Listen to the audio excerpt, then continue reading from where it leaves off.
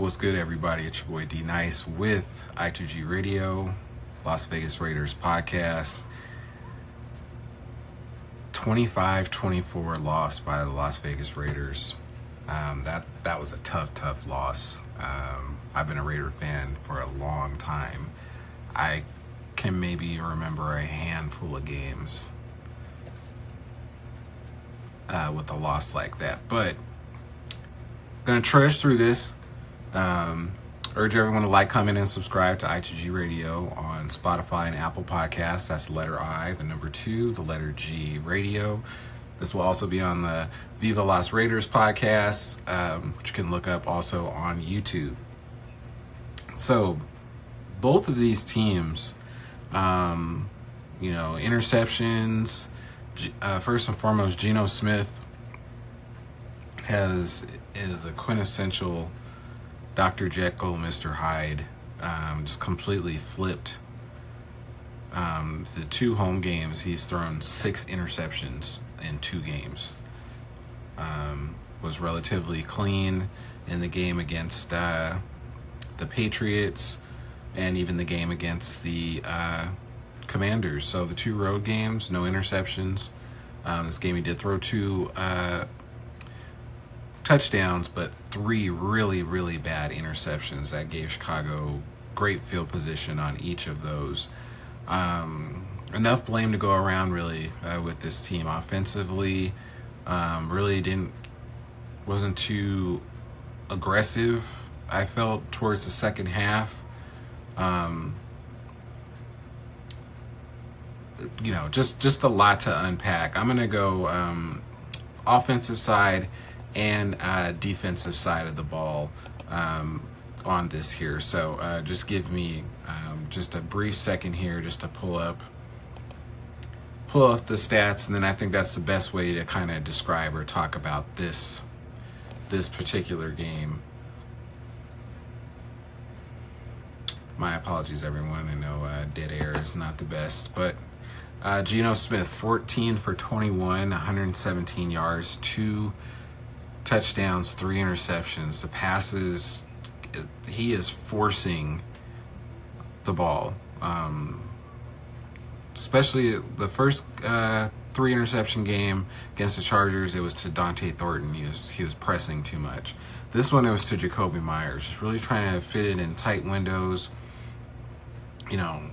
Coverage is completely tight. The best way I can describe it, it's like if you're a kid, and for my Madden players, it's like, people play on rookie or pro, and then you go up to all Madden. You're used to making, certain types of passes, certain types of plays, and all Madden, and you have like a 3-4 interception game. You're just forcing the ball, and you're just getting picked left and right. There's jumping routes, and that's what the Bears were able to do in this game. It really kind of prohibited Geno to the point that they had to make the play calling very vanilla. He has been trying from the first game all the way to this game, and has really been trying to force the deep pass, force intermediate passes, and really just not taking what the defense is giving him. And now teams are keying in on that and are using that against him, and he's got to clean that up. If he has another game like this, I'm completely for going with Kenny Pickett and benching Geno. It's just not. He's just not seeing the field properly. Vegas was able to run the ball 231 times, 240 yards rushing. By far their best game running the football. Ashton Genty, 21 carries, 138 yards, 6.6 yards a clip. Had an absolutely phenomenal 64-yard touchdown. He also had 2 receiving touchdowns. He had 2 catches, 17 yards, 2 touchdowns. Was completely an integral part of the offense, and really, this game would have been much uglier if it wasn't for his performance. But, a couple times there in the second half, they get hit behind the backfield, but for the most part, was able to, pick his lanes, pick and choose where he wanted to go, and really what we've been talking about, since the season started, has that big run ability, big play, just waiting to happen. If he breaks, two or three tackles on that second level with linebackers, safeties, and corners, he's going to break it. And a lot of corners and safeties are kind of hitting him high, and they're bouncing right off of him. Just phenomenal performance. The first rookie to score 3 touchdowns in a game since Bo Jackson in 1987. Just let that sink in.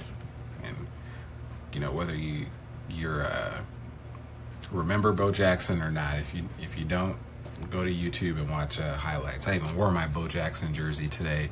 I did the breakdown and talked about how they could get him going. A lot of outside runs, like I said before, but the blocking was so much better. No sacks on Geno, but again, his decision making just really kind of simplified this offense. They weren't able to make a lot of plays down the field. Raheem Mostert, first game, 4 carries, 62 yards, had a long of 37. And I really thought the Raiders were going to march down and drive and score a touchdown on that. They got, I think, to the 7 or 8 yard line, and they had to settle for a field goal, which had them up 24-19. Defensively,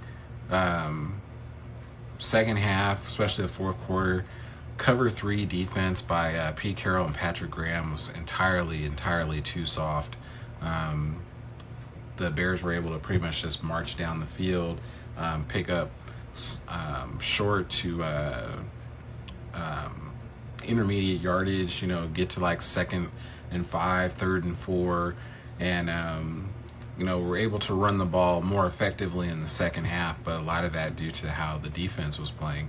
They only ran for 69 yards as a team, but Caleb Williams seen the field a lot better, was able to escape the pocket much better in this game. Did throw the interception to Max Crosby early in the game, but got to tip your hat to the Bears. Got the blocked field goal at the end of the game to preserve the 1-point victory. These are the type of games, for a team that was 0-2, now 1-2 in a row, beat the Cowboys, beat the Raiders. It gives them great confidence boost. This game for the Raiders, this one hurts a lot. Colton Miller, they said he has a high ankle sprain. That, other than Jackson Powers-Johnson, is your best lineman. So we'll see how he is as far as treatment and where he'll be come the game next Sunday in Indianapolis. But it's not looking good. Looks like it'll probably be a couple weeks without Colton Miller, which means you're going to go Charles Grant possibly at left tackle, or if you want to move DJ Glaze over to left. But Charles Grant has been practicing basically as Colton Miller's backup, so I'm anticipating he will be the starting left tackle for the game against the Colts, unless the high ankle sprain is something pain-wise that Colton Miller can kind of go through. Jackson Powers-Johnson was phenomenal in this game as well, but offensively, I felt that they once the game tightened up, the play calling became very vanilla and predictable, and defensively, that soft cover 3 coverage. So where in some spots it was more, offensively, trying to be aggressive. I can see it with Geno. He wants to make the big play, but he's thinking about it too much, and he's really staring down his receivers. Or defensively, the Raiders had, again, playing very soft coverage. Injuries really kind of changed the trajectory of both sides of the ball, with Eric Stokes going out with a knee injury, putting in Darian Porter, the rookie. I would completely see what Stephon Gilmore is asking for and possibly bring him in. I also wouldn't mind Justin Simmons. There was a few plays where Isaiah pulled him out, more of a strong safety, but they have him at free. And they're really putting him in the mix with a lot of these passes. So Raiders fall to 1-3.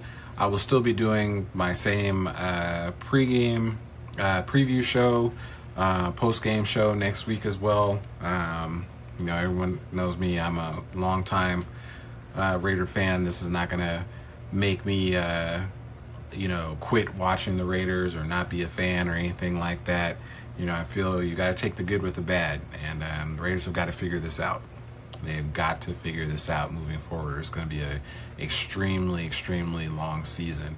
I'm going to give my quarterly first quarter grade for the first 4 games of the season. I'll be doing that this coming week as well. But just wanted to come in, talk to everybody.